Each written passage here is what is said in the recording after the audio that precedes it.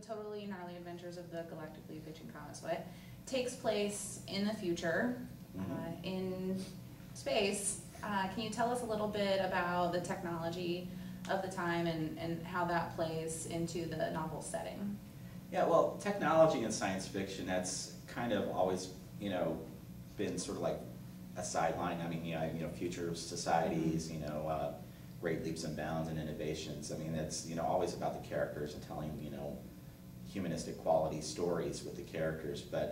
And so I didn't really focus. I mean, there's a lot of, futuristic technology, but I don't really spend a lot of time focusing on it or explaining it. Or if I do explain it, there's always some sort of like weird, kind of satirical manner in which that technology came about.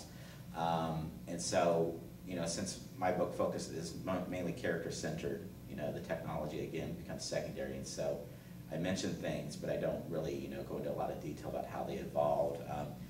A lot of it kind of is based off of what our current technology is today, what we have today, and how I foresee that evolving. Like, instead of like CDs or records, they have digital albums, just like and like a futuristic version of the iPad, which they call a holopad. And that's pretty much like a computer that can do anything. Like, excuse me, when they go to a bookstore and they want to buy a book, all they have to do is plug their pad into the bookstore's computer and download the book and pay for it.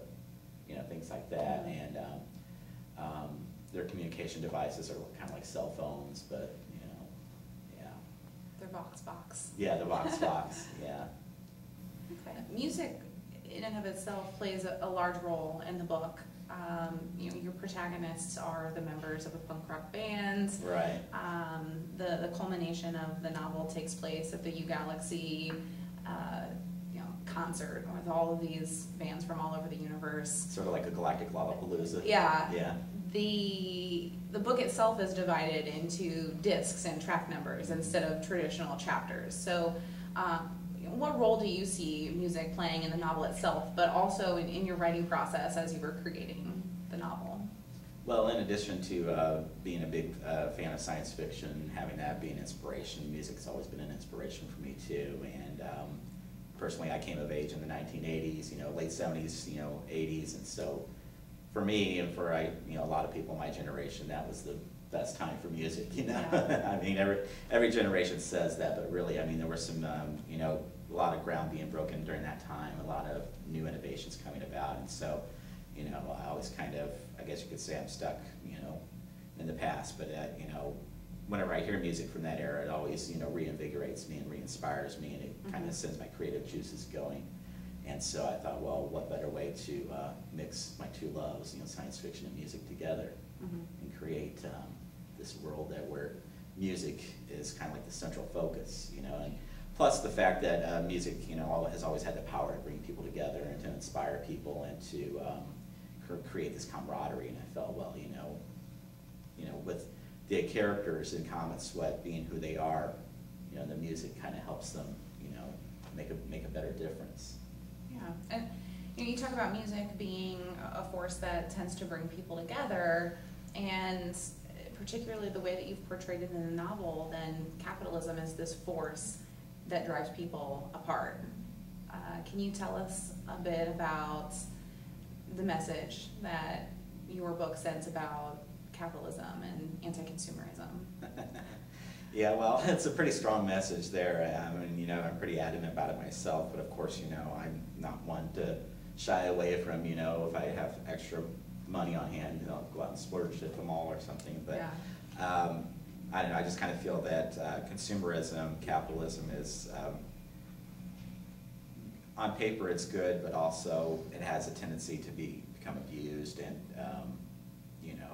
just be blown out of proportion, which you kind of see when the characters pay a visit to the planet-wide mall, BDT2, and they encounter the natural inhabitants of the planet who were used to be, kind of like a communist sort of community.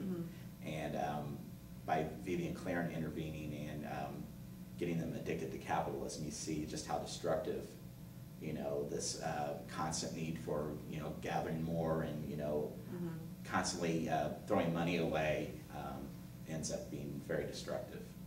And I kind of, you know, I hate to say that, I hate to call myself a prophet, but I mean, it's kind of a representative of how I see, you know, our current society potentially evolving in the future and the dangers that could come.